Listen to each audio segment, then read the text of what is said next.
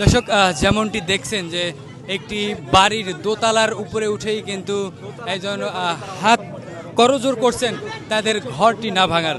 এবং আমরা যেটি দেখছি যে বুলডোজার কিন্তু সামনেই রয়েছে, যে কোনো মুহূর্তে সেটিতে আঘাত হানবে। এবং আমরা যেটি দেখছি যে এই ঘরটি কিন্তু কাঠের তৈরি দোতলা ঘর, এবং সেটি ভাঙারই কিন্তু প্রক্রিয়া চলছে এই মুহূর্তে। আমরা যেটি দেখছি যে ঘরের উপর থেকেই কিন্তু অনেকেই অনুরোধ জানাচ্ছিলেন যে এখানকার যা বাসিন্দারা রয়েছেন, যাদের ঘর রয়েছেন, তারা কিন্তু উপর থেকে অনুরোধ জানাচ্ছেন সেই ঘরটি যেন না ভাঙা হয়।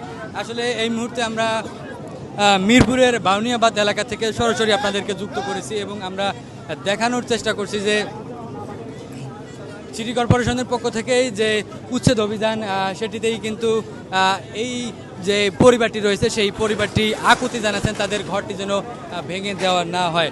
দর্শক, আপনাদেরকে জানিয়ে রাখি যে আজকে সকালের দিকে কিন্তু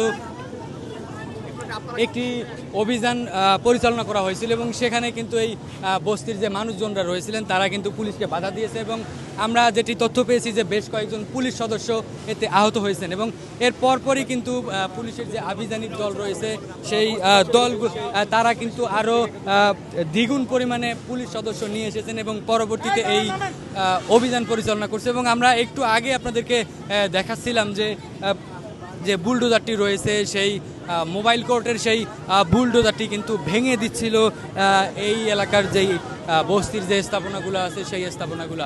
এবং আমরা যেটি দেখছি যে এই পরিবার কিন্তু এখন পর্যন্ত আকুতি জানিয়ে যাচ্ছে যে তাদের ঘরটি যেন ভেঙে ফেলা না হয়।